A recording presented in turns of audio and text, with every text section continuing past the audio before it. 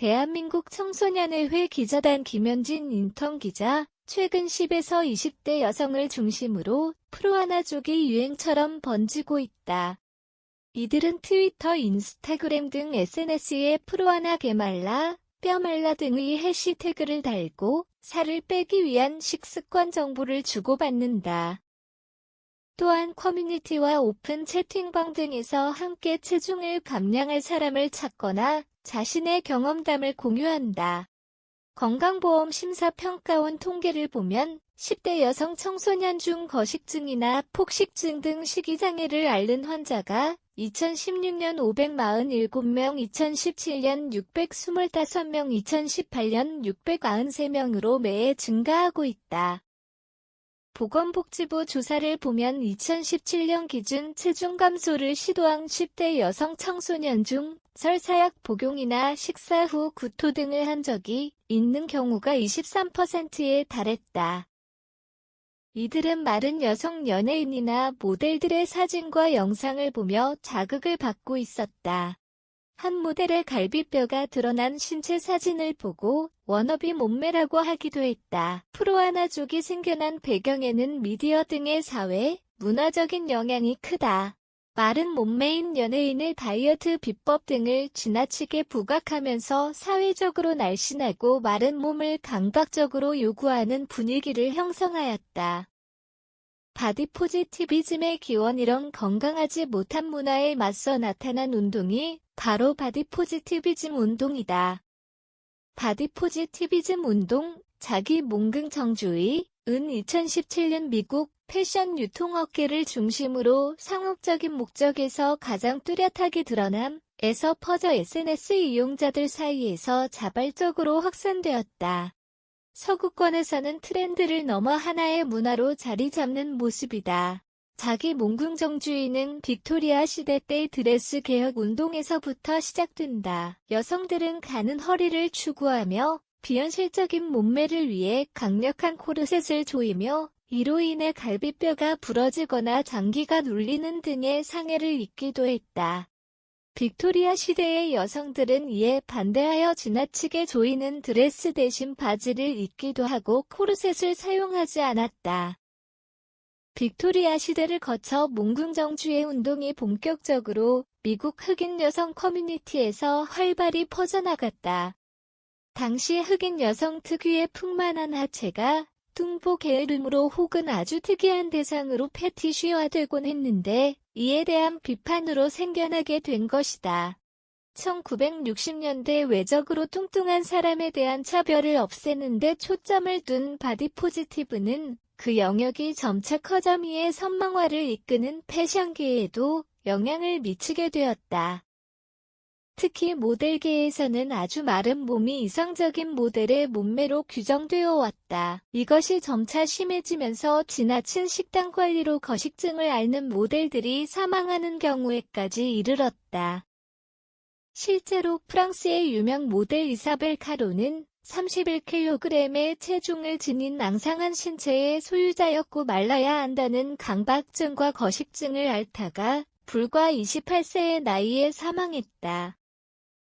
그 이후 프랑스 모델계에는 모델의 건강이 뜨거운 이슈가 되었고 모든 모델들은 무대에 오르기 전 체질량 지수, BMI가 표기된 진단서를 반드시 제출해야 하게 하며 건강을 해치면서까지 마름에 집착하는 행위를 근절하도록 하였다. 이를 계기로 진실로 아름다운 몸이란 무엇인가에 대한 논의가 커지게 되었고 있는 그대로의 몸을 사랑하자는 생각과 함께 날씬한 모델의 고정관념을 깬 플러스 사이즈 모델이 등장하게 되었다.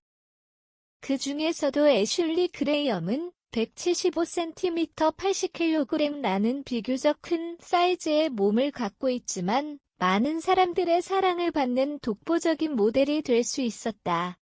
보편적이다 못해 강압적이기까지 했던 미의 기준에 주눅들었던 여성들뿐만 아니라 새로운 매력에 이끌린 남성들까지 아우르며 폭넓은 인기를 끌었다. 마르지 않더라도 훌륭한 유명한 모델이 될 수 있음을 증명한 것이다.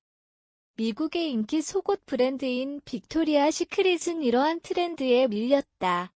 미국 속옷 시장 점유율의 절반을 차지했던 빅토리아 시크릿은 브랜드 선호도가 불과 몇 년 만에 20%대로 하락했다. 빅토리아 시크릿 속옷은 여성성을 강조한 디자인으로 불편하다는 평이 많았다. 이는 최근 소비자들이 중요시 여기는 신체적 다양성과 편의성을 고려하지 못한 부분이었다. 섹시한 속옷을 입은 팔등신 모델들만 등장하는 자체 패션쇼도 여성을 성상품화한다는 비난을 샀다. 빅토리아 시크릿 마케팅 담당자가 트랜스젠더 모델이나 플러스 사이즈 모델에게는 판타지를 갖기 힘들다. 패션쇼 무대에 세우지 않을 것이라고 말해 사람들의 비난을 받게 되었다. 비난이 거세지자 빅토리아 시크릿은 결국 20년 만에 패션쇼를 취소했다. 섹시함을 내세우던 빅토리아 시크릿이 밀려나면서 신체적 다양성과 편의성을 강조한 속옷 브랜드들이 인기를 끌었다. 에어리는 SNS에서 리얼이라는 해시태그 운동을 펼치며 평범한 몸매를 가진 사람들을 모델로 세워 바디 포지티비즘을 마케팅에 활용했다. 또한 타미힐피거 H&M 나이키 등의 유명 의류 브랜드에서도 팔등신의 날씬한 모델이 아닌 주변에서 흔히 볼 수 있는 통통한 몸매를 가진 모델을 기용하고 있다. 나이키는 매장에 통통한 사이즈의 마네킹을 배치하며 사람들의 호응을 얻었다.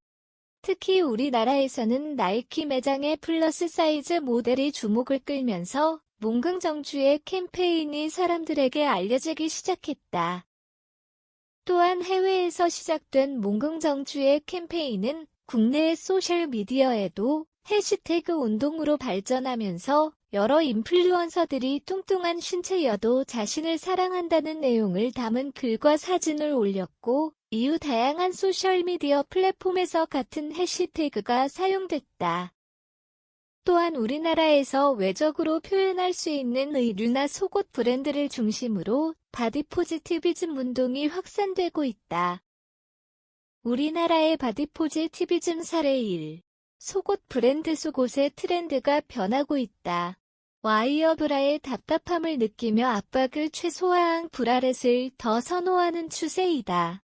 속옷 전통 브랜드인 보디가드는 연간 브라렛 매출이 20% 정도 늘었으며 BYC 역시 25%가량의 매출이 증가했다. 신규 브랜드 비브는 브라렛 전문 회사로 일반 브래지어와 달리 컵 이음새가 없이 가슴의 모양을 잡아주기에 압박이 덜 든다. 또한 다양한 체형의 일반인 모델의 착장 모습을 보정 없이 게재했다. 보다 다양한 체형의 사람들을 아우를 수 있는 한 마케팅인 것이다. 특히 속옷 등의 섹시함으로 바라보는 시각을 배제한 광고 영상으로 사람들에게 신선함을 주었다. 국내에선 이 새로운 커뮤니케이션은 여러 논란을 낳았다.